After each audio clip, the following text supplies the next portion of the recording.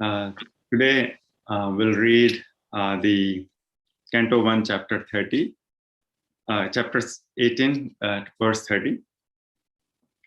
And this shloka is, I was meditating on it. That's where seems like the seed of Srimad Bhagavatam was sown. So the proposed title of this class was How to Tolerate Insult. And so we'll start by saying some prayers. Om Namo Bhagavate Vasudevaya. Om Namo Bhagavate Vasudevaya. Om Namo Bhagavate Vasudevaya. So we'll read the text 30. Satu Brahma Rishi Amse Gatusam Urgam Rusha Vinigachan Dhanus Kotya Nidhaya Puram Agataha. Satu Brahma Rishi Amse Gatasam Urgam Rusha Vinigachan Dhanus Kotya Nidhaya Puram Agata. Sa, the king, too, however, Brahma Rishi of the Brahmana sage, Amse on the shoulder, Gata Asum lifeless, Urugam snake, Rusha in anger, Vinigachan while living, Dhanu Kotya with the front of the bow, Nidhaya by placing, Puram palace, Agata returned. Translation. While leaving, the king, being so insulted, picked up a lifeless snake with his bow and angrily placed it on the shoulder of the sage. Then he returned to his palace. Purport by His Divine Grace, Sri Bhaktivedanta Srila Prabhupada Ki Jai. The king thus treated the sage tit for tat, although he was never accustomed to such silly actions. By the will of the Lord, the king, while going away, found a dead snake in front of him. And he thought that the sage who had coldly received him thus might be coldly rewarded by being offered a garland of a dead snake. In the ordinary course of dealings, this was not very unnatural. But in the case of Maharaj Parikshit's dealing with the Brahmana sage, this was certainly unprecedented. It so happened by the will of the Lord. I seek some senior blessings, blessings from the senior Vaishnavas and the Parampara to say few words on this verse today for the pleasure of my Guru Maharaj and for my own improvement. This is such a pleasure to serve this reading Srimad Bhagavatam. Let's say some prayers. Om Agyanya Timirandasya Gyananjanaya Shalakya Chakshur Unlimitam Yena Tasmai Shri Gurve Namah Shri Chaitanya Manobhishtam Stapitam Yena Bhutale Soya Padam Tikam.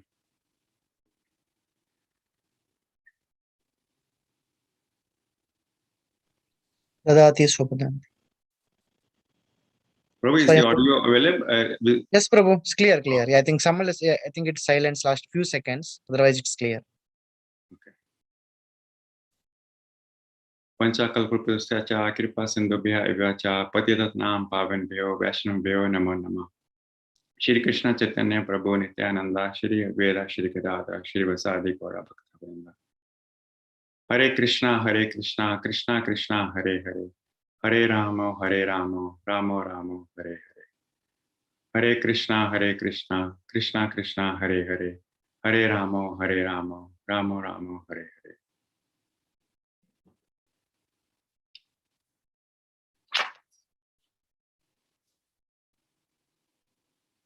So in this verse, Srila Prabhupada explains that this act was unprecedented. So Maharaj Parikshit went to Sanika Rishi's ashram, and he was thirsty and hungry, as we read in prior verses.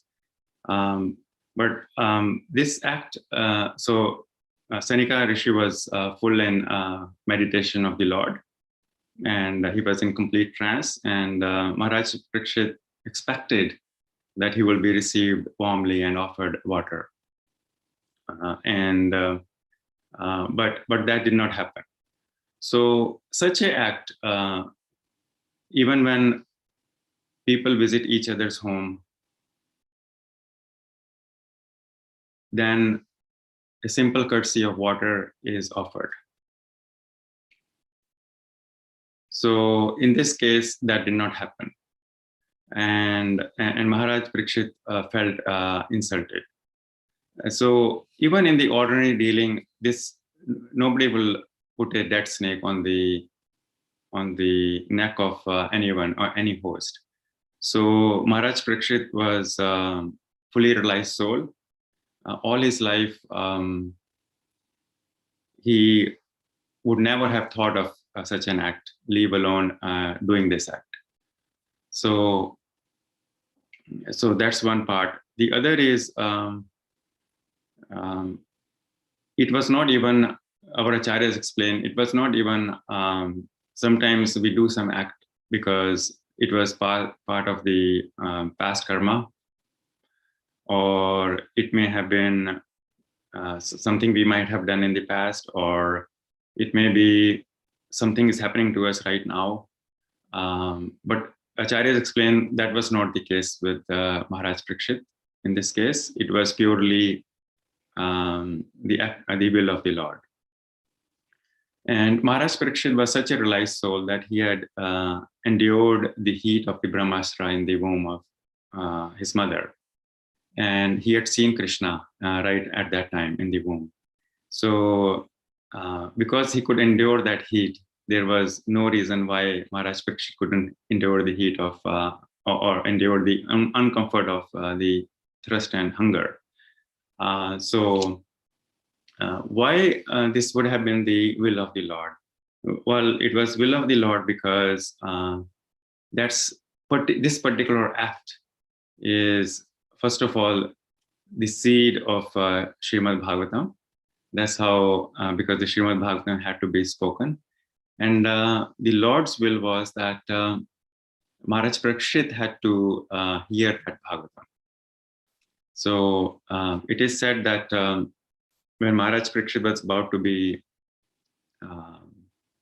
about to become a king, at that time he was passing by some sages, and they were reciting Srimad Bhagavatam and the pastimes of Lord Krishna, and he wanted to stop and hear. And then he was told by one of the sages that this is not the time for you to hear, but there certainly will come a time when you will hear Srimad Bhagavatam. So this was a Lord's arrangement. And so whenever such a pure devotee like Maharaj Parikshit does something, it is because that is a will of the Lord. A parallel that can be drawn is when the seed of Bhagavad Gita was sown is when Draupadi was dishonored in the courtyard of Dhritarashtra.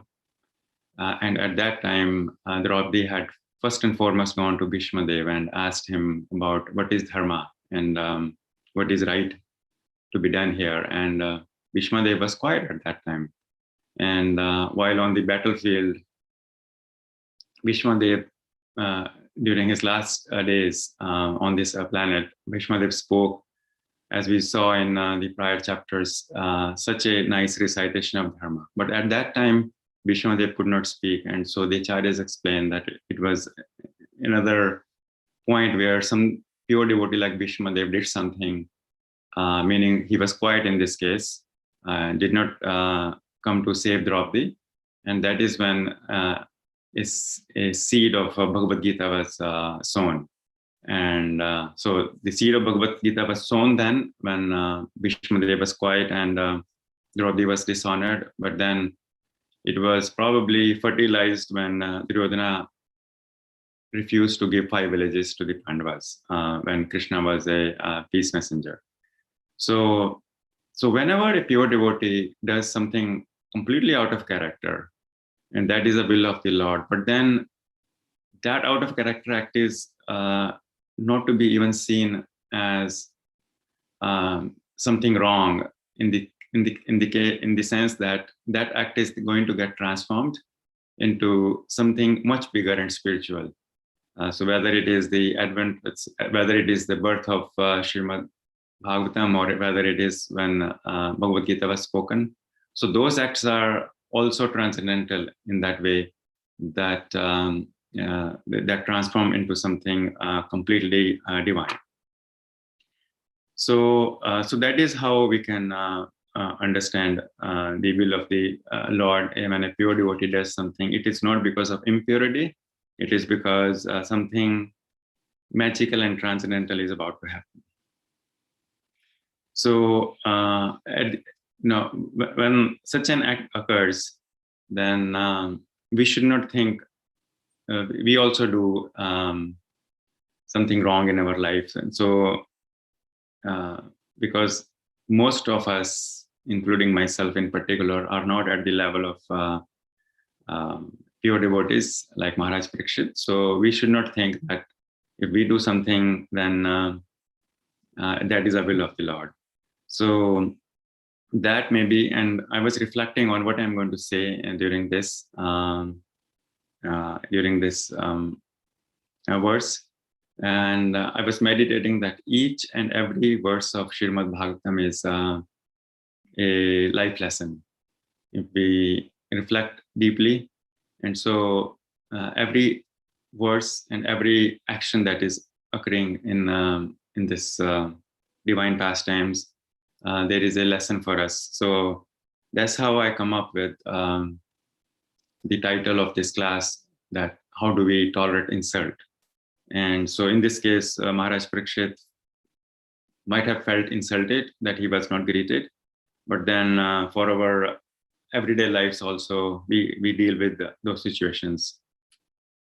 And so when we fall down, that may not be the will of the Lord, that may be our past karma, or that may be a lesson for us for future, is how we look at it. And so when we think about insult, and if we deeply think who is getting insulted, so if we think that we are the eternal soul full of bliss, Sakchit Ananda, then because that is the eternally conscious being, part and parcel of the Lord, there is no way the soul can be insulted. Krishna says in Bhagavad Gita that soul cannot be burnt or cannot be eradicated by any material means ever. So similarly, soul cannot be insulted, because soul is an eternal part of Krishna, full of bliss, and is eternal and is conscious. So soul is never to be taken as insulted. So when we feel insulted, who is really feeling insulted? So it can be either our insult of our mind, what's in our mind, or it could be insult of a perceived insult of our intelligence, or a perceived insult of our false ego. So none of those insults, none of those insults are going to, if we think detached ourselves from this, are going to bother us to the extent, in the way we think normally. Because if our false ego is getting insulted, then maybe that's a lesson for us. If our mind is getting insulted, maybe it's a lesson for us that maybe some of our thoughts and intentions needed to be self-reflected. And I'm not saying that we are always wrong, but it is definitely an opportunity to self-reflect. If our intelligence is getting insulted, then maybe it is a lesson for us to sharpen our intelligence. So, and in some cases, our body can get violated. And so the purpose of this discourse and reflection is not to say that we become doormats and we don't deal with anything illegal or immoral. We definitely deal with that to the extent law allows, but at the same time, the insult of a false ego or mind or intelligence should not be taken as insult at all in the first instance. So it's always good to first pause and think what is the lesson here, and why that is happening. So so one of the garlands that the devotees wear is, and we've been instructed in all the bhakti literatures, is that we pay all the respects to others and expect none of the respects in return. And if that is our garland and that is our mood and jewel, then it is very difficult to feel insulted. And because we are not expecting respects in return, but we are paying humbly all the respects to others, devotees and non-devotees alike. And also the other reflection was that whatever happens to us, what is happening to us exactly at the moment, what happened in the past, what happened to us in future, is exactly what we need at that point. So I was meditating on that is that really true? And initially, it took me time to self-reflect and think about it. What is happening to me now, or whatever happened to me in the past or future, is exactly what I need at the moment. So when I reflect those things in the past, it may have felt like, at the moment, it may have felt, no, I don't deserve it, or I don't need it, or why that has happened. But as time progresses, I changed the question to what was the lesson for me, and why that happened to me exactly at that moment, and how I can learn from it. So if our ultimate destination is going back to Godhead, then maybe all these lessons that are occurring to us is probably good that we're learning those things happen now in this lifetime. If we learn those lessons, and then rather than take another birth to learn new lessons, because this life of ours is a classroom training, and then there is a final exam when we leave our body. So this whole life is our classroom training. So more lessons we can learn in this lifetime, so we don't have to take more births to learn more lessons and go to more classes and pass more exams, the better it may be. So so that garland, that so two reflections that I had was that paying all the respects to others and not expecting any respect in return, as well as what is exactly happening to us is what we need at that point. So and there was a little process of evolution. I reflected on this about insults and what may bother us. And of course, we have pure devotees around us, and they are probably beyond this. Like Gopal Krishna Maharaj, when he joined the ashram as a teenager, there is a story that goes that one of the fellow bhaktas, the teenager, actually slapped Gopal Krishna Maharaj. And Maharaj, even at that age, was so self-realized soul that he didn't even say anything or complain to the temple authorities. He didn't, and he just continued with his chanting purely and so forth. We may not become like Gopal Krishna Maharaj. That's not the point I'm trying to make. The point I'm trying to make is that we can first step back and see what happened and why that happened, what happened. So maybe thinking about, were our intentions correct? Was our action correct? Were our words correct? And if they were all correct, did the other person misunderstand it, our intentions, acts, and words? And maybe there is always a cause of misunderstanding as well. And um, just like we have come to this earth with millions of lifetimes of our baggage, others are just passing through this world just like that. And they may have millions of lifetimes of baggage too. So understanding from that perspective and vision that we are all transient passengers here, and there may some things that happen that ultimately may not matter in the long run. And so we choose to forgive in those situations if the situation was misunderstood, or we did something that was unintentional or intentional. So we can then choose to forgive ourselves, or we can choose to forgive others. Now, like I said, that's not the passport to become a perpetual doormat. If somebody is violating us or harassing us, then we should deal with them appropriately to the extent law allows, and to the extent there are moral, ethical codes allow. But then those may be some rare exceptions, because people, for the most part, have good intent.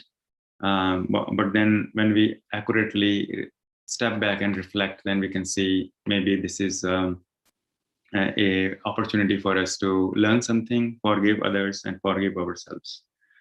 So and how we chose to forgive is, so I was reflecting that all the lessons in the bhakti tradition, all the how we engage our bhakti, all the answers are in the bhakti. So if I felt discomfort, then I can choose to chant purely and call out Krishna's name, just like our scriptures describe, that as if the mother is crying out for a child, as if this is our last day or our last chant. That's how we should be chanting. And so, yes, we have our rounds to do. And so one of the logs I've created is not only the rounds, the quantity that our minimum rounds that we have committed, but also the quality of chanting. So I've started giving myself every time a grade of 1 to 10, how my quality went every day, and also write some notes for self-reflection, what was happening. So the quality of the chanting and chanting purely definitely strengthens our spiritual foundation. And just like when we water the root of the tree and all the other branches are satisfied, like Prabhupada gives this example so many times. Similarly, we're chanting purely and calling out Lord's name, like crying out like a child. Then if the Lord is pleased, then whoever might have insulted us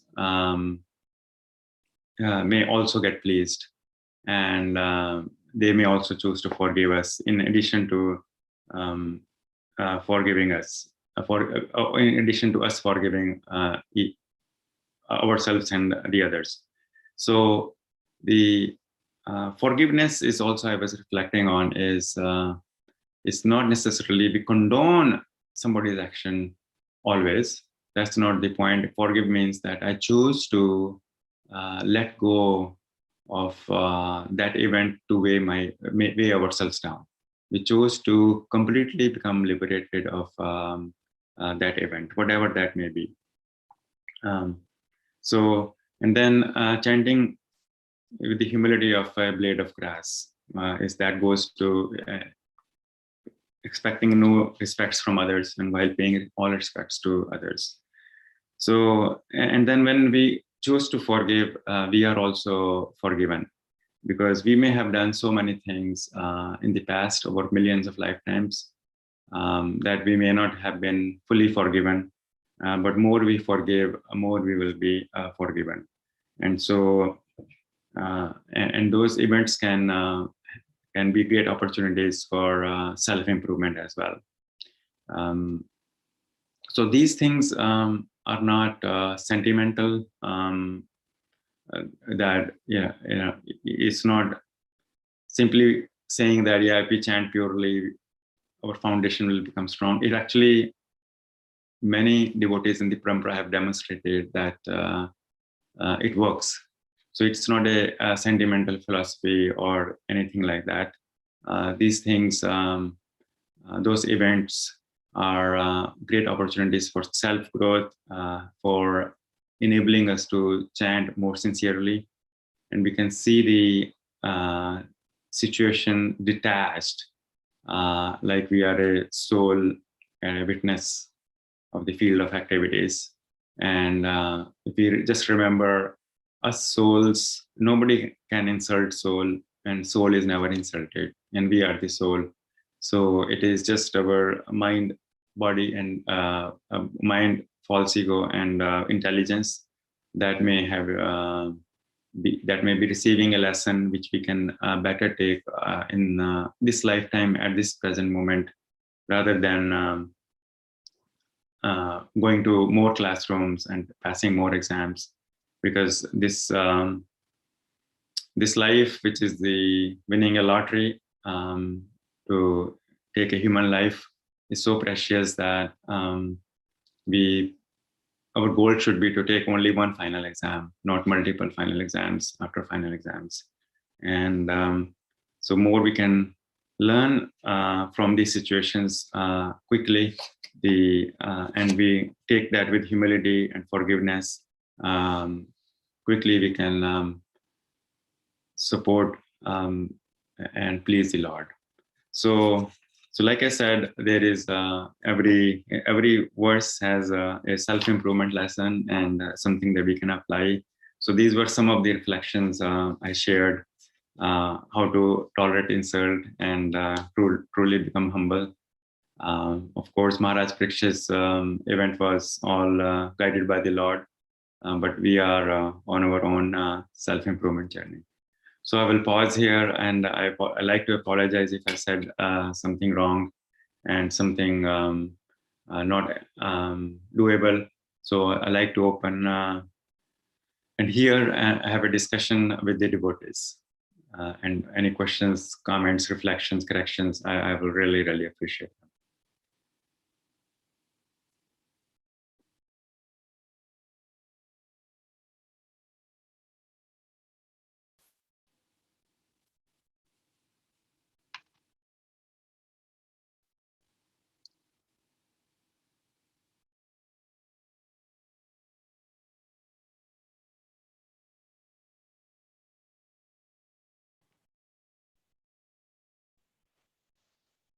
If not, then Hare we can. Krishna, Prabhu.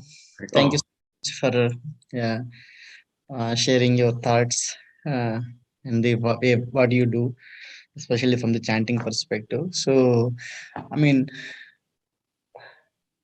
from the insult or whatever happens, it's not to the soul. I mean, right? It's to the our false ego or mind. I don't know, Prabhu, when are we going to learn that lesson? Right. So, I mean, but as soon as something happens, we hear all the things. As soon as something happens to us, we are going to again react. Right, as if something is falling on our head. So there will be, I mean, if we if we calm down and see later, as you said, there will not be, I mean, there is, I mean, especially for a person who understands this thing, there's nothing is there to get angry or take that insult, but at that moment it's not easy, right? So I don't know, when are we going to learn that, I mean, when am I going to learn that lesson? So can you share some thoughts, Prabhu? We have time, so that's why I was asking. Yes, sure. Thank you, Prabhuji, for asking that question. So my take on that question is, Prabhuji, that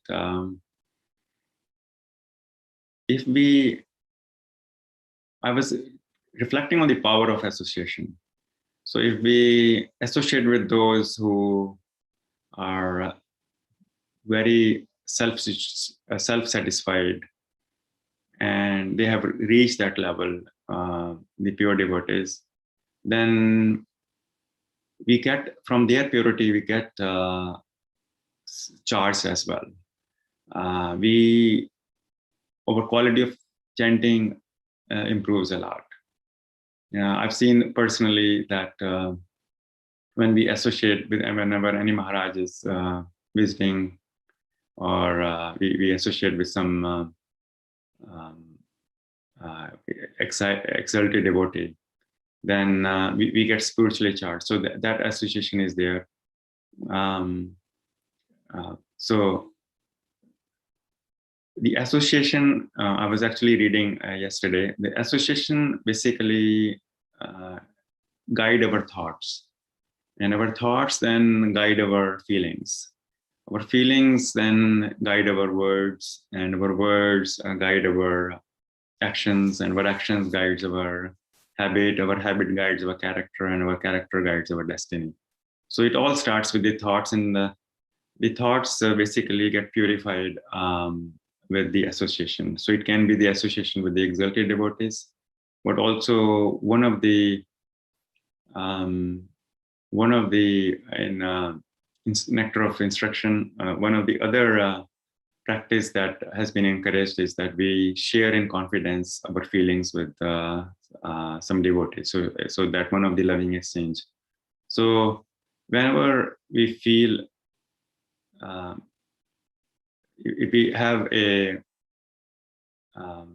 forum where we have somebody confidential we can share and say, yes, in the last 30 days, even if it is once a month, in the last 30 days, this is my self-reflection, and this is how in this particular event I reacted, and I could have done differently. So just sharing our heart with others can also be a very good relief. And we may not change what happened in the last 30 days, but we can definitely reflect by sharing our heart in confidence with somebody as a loving exchange, to see whether we can detach ourselves from those future situations. So two things that come to mind is association with the pure devotees, hearing them, more hearing, so it can guide our thoughts and feelings, and also sharing in confidence as a loving exchange.